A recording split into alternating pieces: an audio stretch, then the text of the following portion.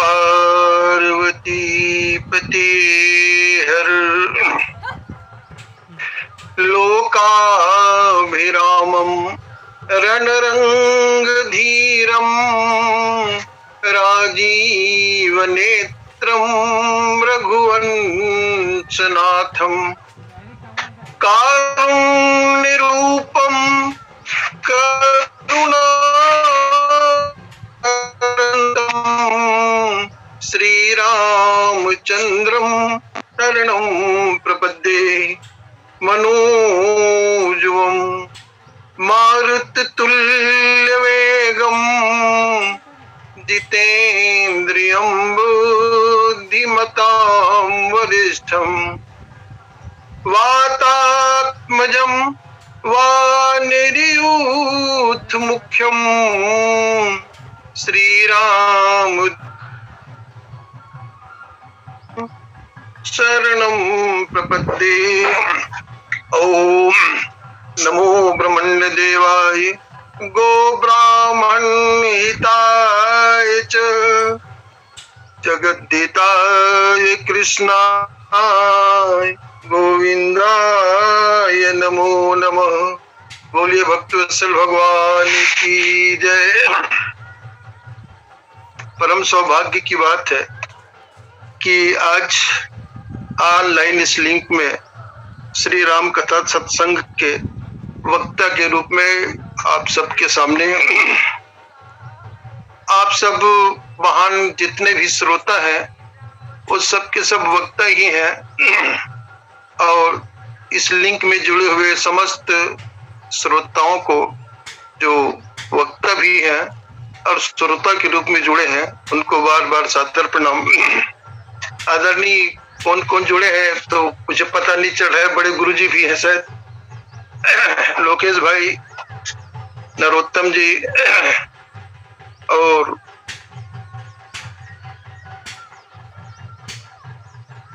Link को चलाने में या लिंक को जो सहयोग प्रदान करते हैं, चाहे किसी भी स्वरूप में हो, टेप करके या फिर जो भी ऑनलाइन में प्रत्यक्ष अप्रत्यक्ष रूप में जो सहयोग देते हैं, उन सबको सादर प्रणाम। और श्री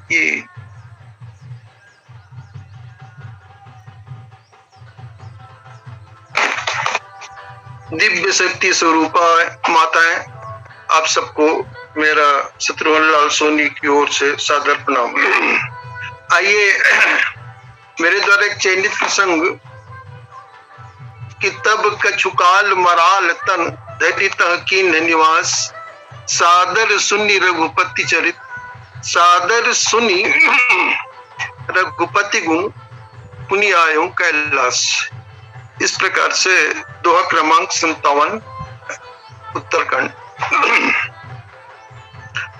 भगवान को जब कथा पूछते हैं पार्वती जी प्रसंग में,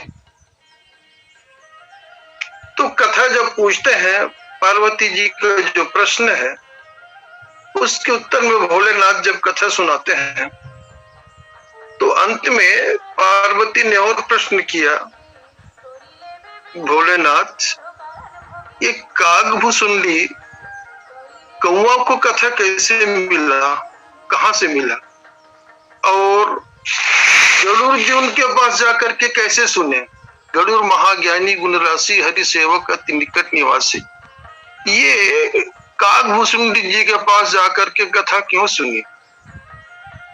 तब भोलेनाथ पार्वती जी के पूर्व चरित्र की व्याख्या करते हैं, पूर्व चरित्र का वर्णन करते हैं। कथा में त्रुटियां असंभावी है, इसलिए आप सबसे करबद्ध प्रार्थना, हाथ जोड़ करके बार बार क्षमा याचना, गलती तो होगी।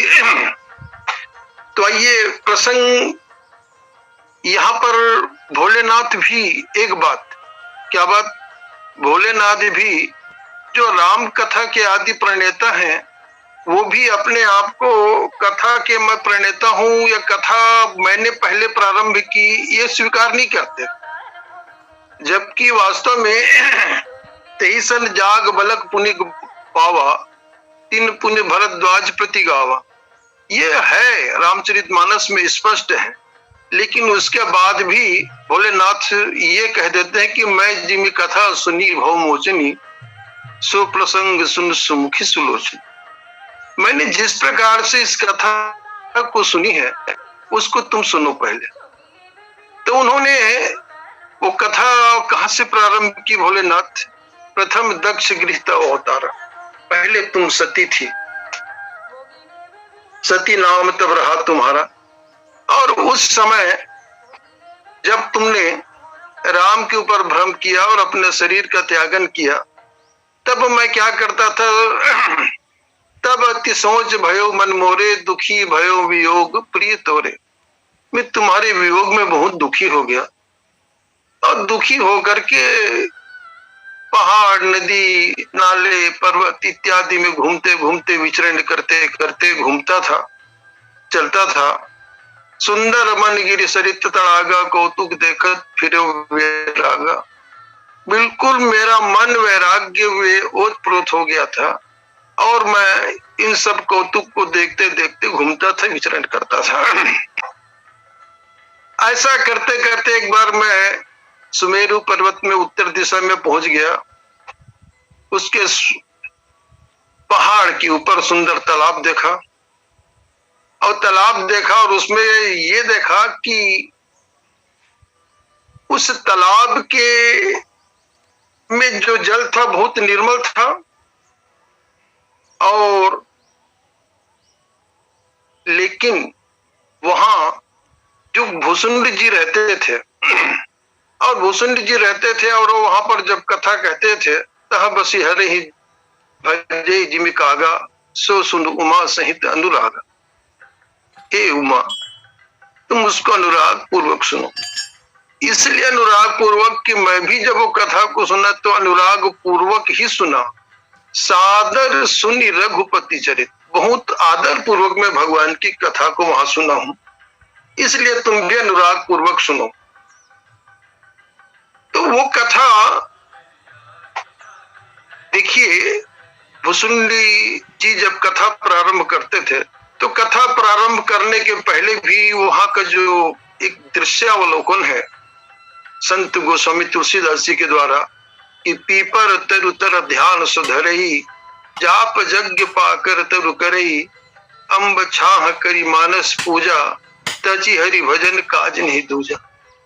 इस प्रकार से ये उसका जो वर्णन है, दृश्यावलोकन है, बहुत ही सुंदर है, अति। तो उन्होंने जो ये कहा कि पीपर तरु तर ध्यान सुधरी, पीपल वृक्ष के नीचे वो ध्यान धरता था। क्यों? तो वास्तव में पीपल का वृक्ष है वो सतयुग का प्रतीक है, और सतयुग का धर्म क्या है? ध्यान। कृतयुग सब योगी विज्ञानी करि सत्कर्म तरहि भव प्राणी। तो वास्तव में सतयुग का धर्म क्या है? ध्यान है। और जो ध्यान का समय है वो रात्रि व्यतीत होने के अंतिम प्रहर में ब्रह्म मुहूर्त में, ब्रह्म मुहूर्त से प्रारंभ होता है ध्यान का समय, और दिन चढ़ने तक के 2 दंड तक के रहता है, यह ध्यान का समय होता है। और इस समय पीपल तर ध्यान सुधरी, पीपल वृक्ष के पीछे नीचे वो ध्यान धारण करता था। ठीक, पीपल वृक्ष के नीचे ध्यान करता था। तो पीपल वृक्ष में विशेषता क्या है? तो भगवान श्री कृष्ण जी भी गीता में कहते हैं कि अस्वस्थ सर्व वृक्षाणाम देवर्षिणाम च नारद। मैं सभी वृक्षों में पीपल हूं, अश्वत्थ हूं। देवर्षिणाम च नारद, गंधर्वाणाम च चित्रथ, सिद्धा नाम कपिलो मुनि। 10वां अध्याय में भगवान कहते हैं कि मैं वृक्षों में अस्वस्थ वृक्ष हूं, और इसलिए पीपल तरुतर ध्यान सुधरी, पीपल वृक्ष के नीचे वो ध्यान धारण करता है भुसुंडी का भुसुंडी जी। और पाकड़ जम्बू रसाल तमाल, ये पाकड़ का वृक्ष है। ये पाकड़ के वृक्ष के नीचे में क्या करता था? पाकड़ का वृक्ष, इसको ब्रह्मा का स्वरूप माना गया है। और ये ब्रह्मा जी जो है वो क्या है? कर्मकांडी है। ब्रह्मा कर्मकांडी है, सतत कर्मशील व्यक्ति। तो कर्मकांडी व्यक्ति सतत कर्मशील व्यक्ति है, वो इसी कारण यहाँ जब और यज्ञ का आश्रय लेना चाहते हैं। और ये पाकड़ वृक्ष जो है वो त्रेता का प्रतीक है, इसलिए त्रेता विविध यज्ञ नर करहि, प्रभु समर्पि कर्म भव तरहि। ये विविध प्रकार के यज्ञ, पूजा पाठ इत्यादि त्रेता यज्ञ और जप त्रेता में होता था, और प्रभु ही समर्पित कर्म भवतरी, समस्त कर्मों को भगवान को समर्पित करते थे। देखो, ये जो कर्म का समर्पण वाली बात है, ये बात तो शूर्पणखा भी रावण से कहती है। राजनीति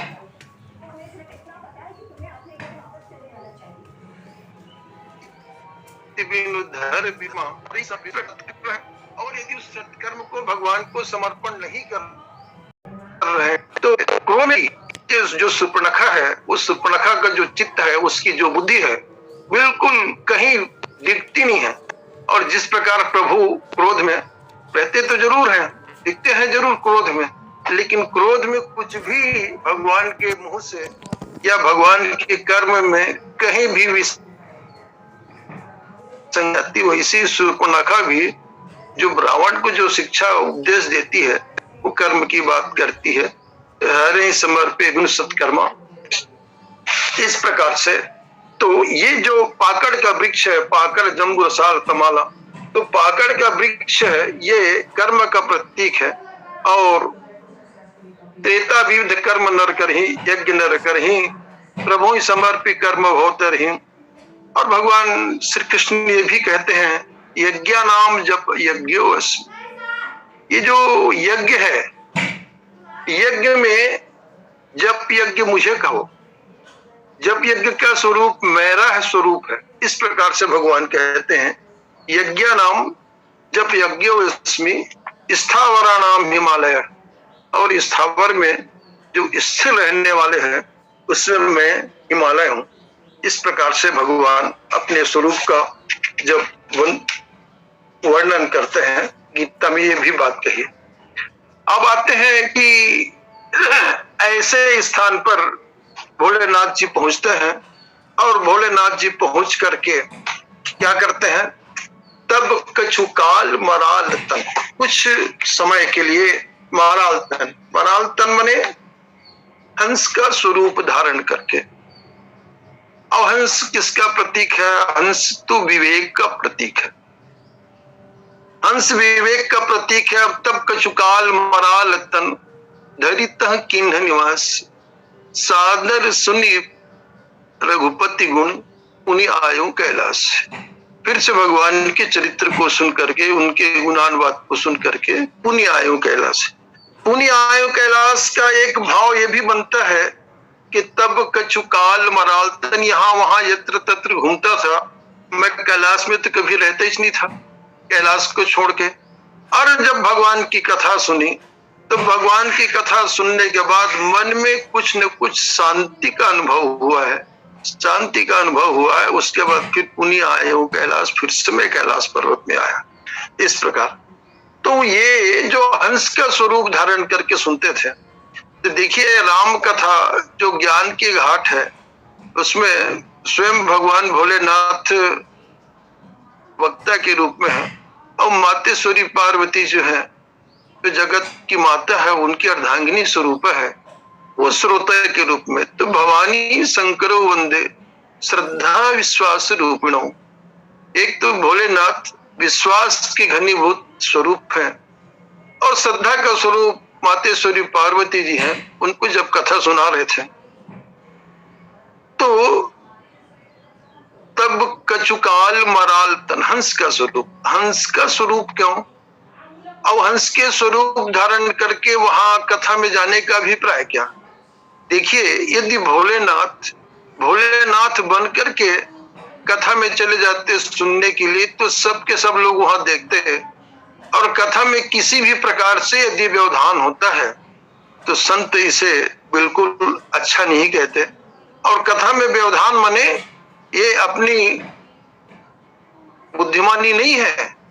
तो इसलिए सबके सब लोग ये ना जान पाए कि भोलेनाथ भी कथा सुनने के लिए आ रहे हैं। और आदि प्रणेता जब भोलेनाथ बैठ जाएंगे कथा सुनने के लिए तो कथा में कुछ न कुछ बाधा होगी, कुछ विक्षेप होगा। इसलिए भोलेनाथ हंस बन करके गए। अब हंस क्या है? हंस तो विवेक है, विवेक का प्रतीक है, परम विवेकी। कहते हैं हंस के बारे में कि आप दूध में पानी मिला दीजिए तो हंस के सामने यदि उसको रख दिया जाए तो हंस क्या करता है? हंस संत हंस गुण गहि पय परिहरि वारी बिगार। तो संत रूपी जो हंस है वो क्या करता है? दूध को ग्रहण कर लेता है, परिहरि वारी विकार। वारी विकार, देखो पानी विकार नहीं है, लेकिन जब दूध में मिला है तो वो पानी विकार है, पानी विकार है ना। तो विकार रूपी पानी को छोड़ करके, दुर्गुणों को छोड़ करके वो जो हंस है वो सिर्फ केवल और केवल मात्र दूध को पी लेता है और पानी को छोड़ देता है। लेकिन संत में और यदि भरत में देखा जाए तो एक अंतर है। जन्म कीन भरत जी तो गुण दोष विभागा, गुण और दोष को भरत जी ने जन्म लेकर के दोनों को अलग अलग बता दिया, है ना। तो हंस क्या है? दूध को तो पी सकता है, लेकिन दूध और पानी दोनों को अलग अलग करके आपको नहीं बता सकता। दूध को अलग निकाल देगा और पानी को अलग निकाल देगा, ऐसा नहीं कर सकता, है ना। तो भरत जी है तो जन्म भरत जी वो जो है वो भरत जी हंस, ऐसे हंस हैं कि गुण और दोष को अलग अलग करके बता देते हैं। तो हंस विवेक का प्रतीक है, इसलिए हंस का स्वरूप धारण करके गए। और जो कथा वहां पर उन्होंने जो सुनी तो अभिप्राय ये है कि एक पक्षी बन करके, और चूंकि पक्षी ही कथा कह रहा है इसलिए भगवान भोलेनाथ भी वहां पक्षी बन करके पहुंच गए। और पक्षी बनकर के पहुंचने के बाद पक्षी बनकर ही कथा को सुने। देखिए भोलेनाथ हैं कौन और ये पक्षी बनकर के कथा क्यों सुने? तो ये जिस कथा को भोलेनाथ जी याज्ञवल्क्य जी को दिए हैं, तो याज्ञवल्क्य मुनि परम विवेकी राख्यो भरद्वाज पद टेकी। ये याज्ञवल्क्य जी मुनि है, वो परम विवेकी है। देखो हंस से समाज को लाभ कम है। दूध तो पी लेता है हंस, लेकिन दूध और पानी के दोनों को अलग अलग नहीं कर सकता। और ये जो परम विवेकी है वो लोग दूध को और पानी दोनों को अलग अलग कर सकते हैं। तो याज्ञवल्क्य मुनि परम विवेकी राख्यो भरद्वाज पद टेकी।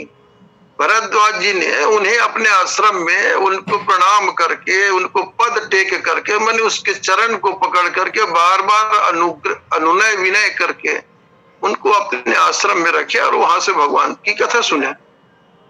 तो भोलेनाथ जो हंस का स्वरूप धारण किए हैं, तो ये वही धराधाम पर है, ये वही धराधाम है जहां पर के देवाधिदेव भोलेनाथ भी जो कथा के इतने लोभी हैं कि कथा सुनने के लिए इस आर्यावर्त में, इस भारत भूमि पर, इसी धराधाम पर एक बार त्रेता जुग माही शंभु गए कुंभज ऋषि पाही। राम कथा मुनिवर्ज बखानी सुनि महेश परम सुख मान। ये वही धरती है, ये वही धराधाम है जहां पर भोलेनाथ जी भी, देवाधिदेव भी कथा सुनने के लिए आते हैं। वैसे हम लोगों का परम सौभाग्य है कि हम लोग का जन्म भारत भूमि में है। लेकिन परम सौभाग्य की बात जो है वो तीन बात है परम सौभाग्य की। एक ये है कि भारत भूमि में जन्म लेना। दूसरा सौभाग्य क्या है? परम सौभाग्य जन्म लेकर के भी मुमुक्षु होना। मुमुक्षु होना मतलब ईश्वर के रास्ते पर, भगवान की कथा के रास्ते पर, अध्यात्म की पंक्ति में जाना, ये दूसरा सौभाग्य है। और तीसरा अब जो परम सौभाग्य है वो सत्संग की प्राप्ति है। यदि हमें सत्संग की प्राप्ति हो गई और हम मुमुक्षु हो गए और हम भारत भूमि में जन्म ले लिए, तो ये 3 परम सौभाग्य में गिनती होती है और तीनों ये परम सौभाग्य है। तो भोलेनाथ तो कथा की इतने लोभी हैं, देखिए इतने लोभी होने के बाद भी कि रुद्र नेह बस देह तजी शंकर भय हनुमान, वहां तक तो ठीक है, लेकिन हनुमान जी बनने के बाद भी भोलेनाथ का जो चित्त है वो हनुमान जी में है। इसके कौन से गाढ़ा है चित्र, बहुत प्रगाढ़ रूप में है हनुमान जी में। तो कथा सुनने की जो है, और कथा सुनने का जो भगवान हनुमान जी में जो लोभ है, उस लोभ के कारण भगवान के धाम को, साकेत लोक को का भी वो निरादर कर देते हैं, और वहां कथा नहीं है इसलिए मैं वहां नहीं जाता करके वो मृत्यु लोक में ही रह गए। तो अभिप्राय क्या हुआ? अभिप्राय यही हुआ कि स्वरूप में, कथा के स्वरूप में, ये कथा में उनकी जो रुचि है वो बहुत प्रगाढ़ है। वो शिव के में जो कथा की रुचि थी, जो शिव जी में, वही रुचि हनुमान जी में भी विद्यमान है। और इस प्रकार से हनुमान जी कथा के प्रेमी होकर के इस धराधाम पर रह गए, और उन्होंने साकेत और स्वर्ग लोक का भी, स्वर्ग और साकेत का भी उन्होंने निरादर कर दिया। उसके कथा के सामने उसको उन्होंने तुच्छ समझा। अब आइए देखिए भोलेनाथ है कौन, शिव जी है कौन।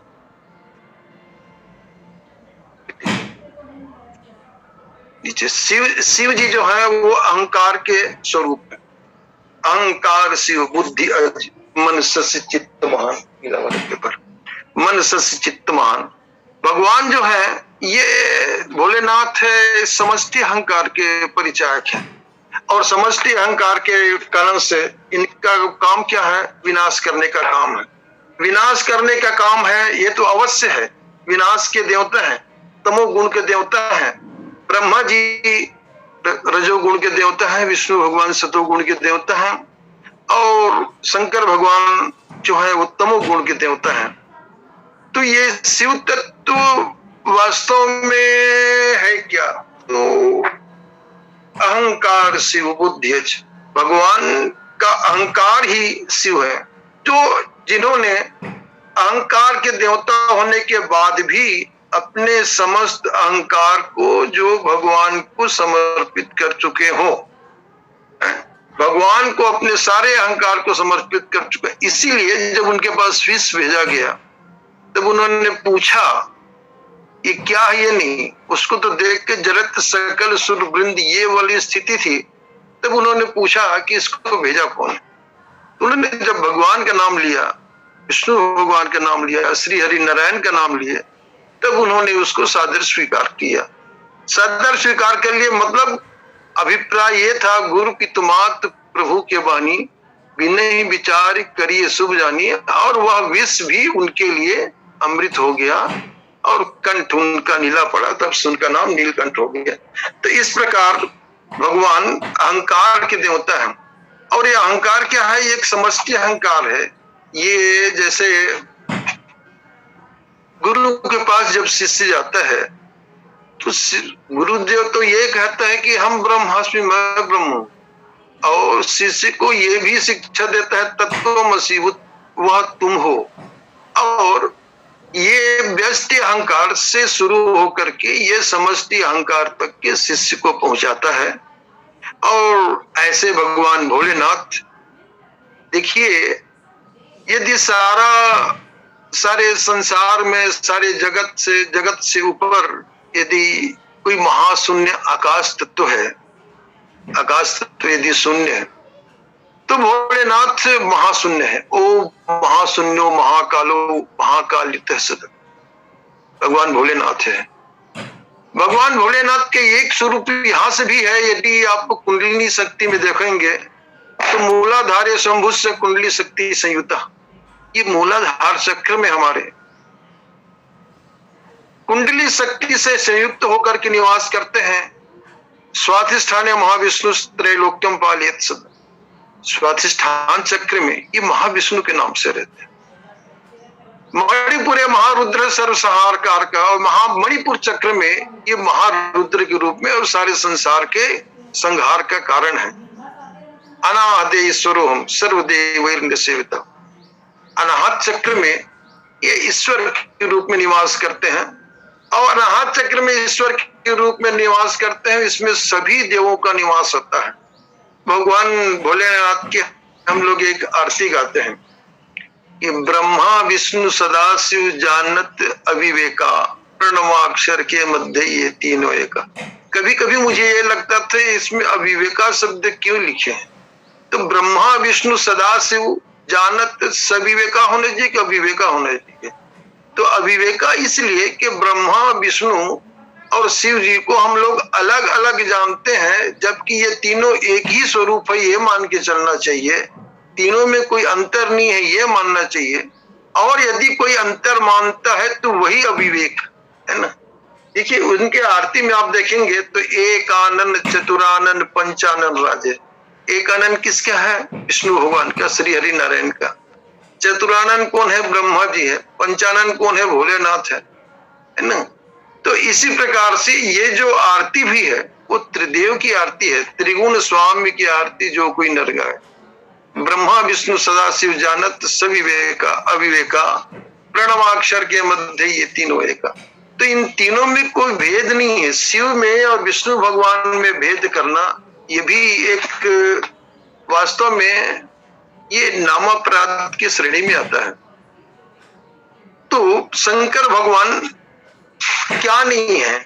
ये शिव और जीव में अंतर क्या है? शिव और जीव में तो अंतर ये है कि एक शिव से, एक अंशी से करोड़ों अंश पैदा हुए हैं, ये सब जीव हैं।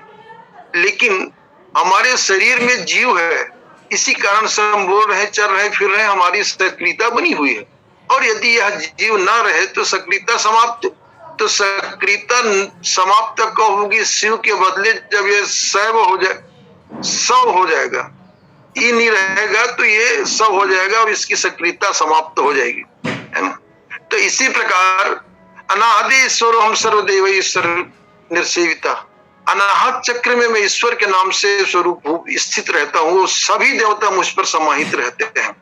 भोलेनाथ लिंगार्चन तंत्र में अपने जो 100 नाम का उल्लेख किए हैं मातेश्वरी पार्वती के पास, उनमें उन्होंने इस बात का एकदम स्पष्ट से उल्लेख किया है, आज्ञा चक्र शिव साक्षात चित्त रूपेण ही संस्थिता। और आज्ञा चक्र में मैं साक्षात शिव रूप में, चित्त रूप में स्थित रहता हूं।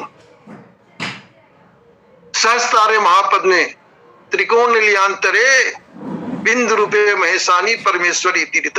और आज्ञा चक्र में सहस्त्रार में मैं बिंदु रूप में समाहित होता हूं। इस प्रकार से तो भोलेनाथ जब ये कथा को बता रहे थे कि तब कछुकाल मराल तन धटी कीन निवास और सादर सुनी रघुपति गुण पुण्यायो कैलाश।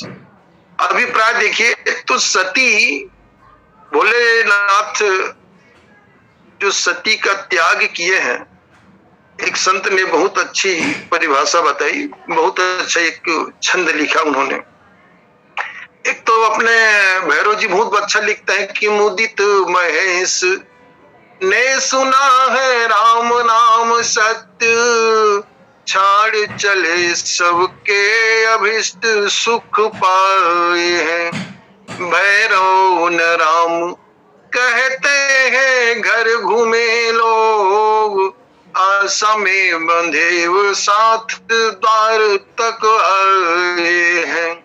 सो ही तो सत्य राम नाम का प्रचारक था, सोच कर शीघ्र चिता के समीप धाये हैं। सौ भस्म शंकर शरीर में लगाए हैं। भैरव जी ने कहा कि इसीलिए भोलेनाथ सौ भस्म को लगाते हैं। राम के नाम से भोलेनाथ को इतना प्रेम है, इतना प्रेम है। देखिए एक संत ने बड़ा अच्छा चुटकी ली, जो मुर्दे की क्या लगाते हैं? राख। मुर्दा मने की राख लगाते हैं और रहते कहाँ हैं? मसान घाट में। तो इसका दो यदि छोटा नाम बनाया जाए, संक्षिप्तीकरण बनाया जाए, तो जैसे हमारे नाम का हम लोग संक्षिप्तीकरण बना देते हैं एस सोनी हिंदी में, अंग्रेजी में। अब हिंदी में लिखेंगे तो स ला सोनी, है ना। तो वैसे ही मुर्दे की राख का रा ले लिया और मसान घाट का मा ले लिया, तो रहते कहाँ है, लगाते क्या है राख, और रहते क्या है मसान घाट में, तो दोनों मिला के रा और मा, रा और मा तो हो ही गया। इसलिए राख का पहला अक्षर रा ले लिया और मसान घाट का पहला अक्षर मा ले लिया, तो राम तो हो ही गया। तो शरीर का अंत क्या है, भस्म है, और उसकी जीव की अंतिम मंजिल क्या है, मसान घाट है। शरीर का अंत क्या है, राख है, और शरीर का अंतिम मंजिल क्या है, मसान घाट है। तो उसका राख का रा लिया, मसान घाट का मा ले लिया, वो दोनों हो गए मा। एक संत ने लिखा कि सती को भोलेनाथ ने त्यागन क्यों कर दिया। तो सती को भोलेनाथ बार बार कहते थे, हे दाक्षायणी, हे दक्षेश, कितने कितने नाम से उनको पुकारते थे भोलेनाथ सती करके, लेकिन उनके नाम में न कहीं रकार था और न कहीं मकार था। सती के नाम में न कहीं रकार था और न कहीं मकार था, और रकार और मकार नहीं थे, इसलिए सती का परित्याग कर दिया उन्होंने। वो रकार और मकार के बिना उनको स्वीकृति नहीं थी, उनको स्वीकार नहीं था। एक संत ने लिखा क्या कि रुचिर रकार बिन तजदी सती सिनारी। सती में रकार नहीं है, इसलिए रुचिर रकार बिन तजदी सती सिनारी। किन्हीं नहीं रति रुद्र पाए के कलेश को, और गिरजा भई है पुनि, और गिरजा में रा आ गया, गिरिजा भई है पुनि। तप से अपर्णा तबे, किन्हीं अर्धांगी प्यारी लगी गिरिजेश को। अब पार्वती जब बनी है तो गिरजा में रकार आया, अपर्णा नाम हुआ तब भी उसमें रकार आया, और पार्वती में भी रकार आया, और किन्हीं अर्धांगी प्यारी लगी गिरिजेश को, है ना। तब उन्होंने प्यारी लगी और गिरिजेश को उन्होंने अपने अर्धांगी के स्वरूप में स्वीकार किया। आगे विष्णुपदी गंगा तऊ धुर्जटी धरीन शीस। तो गंगा मैया थी वो विष्णुपदी के नाम से, तऊ धुर्जटी धरीन शीस, और भागीरथी भई तब धारी है अशेष को। बार बार करत रकार वो मकार धुनी, पूरन है प्यार राम नाम पे महेश को। पूरन है प्यार राम नाम पे महेश को। तो संत का ये तो भाव है ना। बिनु अघितजी सती असनारी, और ऐसे भगवान भोलेनाथ कथा के इतने लोभी की कथा सुन सुन करके अपना जीवन निर्वाह करते रहे। जैसे अपने सनकादि कुमार हैं, उन लोग को भी आशा व्यसन बसन यह तिन्ही, रघुपति चरित्र हो हिता सुनही। जहाँ भगवान के चरित्र होता था वहां सुनते थे, यही उनकी आशा थी, यही उनका बसंत था। तो सादर सुनी रघुपति गुण पुण्य आयु कैलाश। तो कैलाश में कभी रहते नहीं थे, इधर उधर भटकते रहते थे, और आदर पूर्वक सुने। आदर पूर्वक सुनने का भाव यही है कि हंस रूप में जब सुने तो उसमें विचारों की प्रधानता रही है, विवेक रही है, इसलिए कथा को बहुत ही रसपूर्ण भावपूर्ण भाव से। और वास्तव में भगवान की कथा तो ऐसी है कि भगवान की कथा माने कौआ कह रहे और हंस लोग सुन रहे हैं, है ना।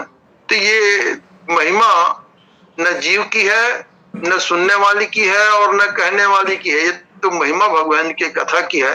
तो आप लोगों ने बहुत ही प्रेम से कथा सुनी है।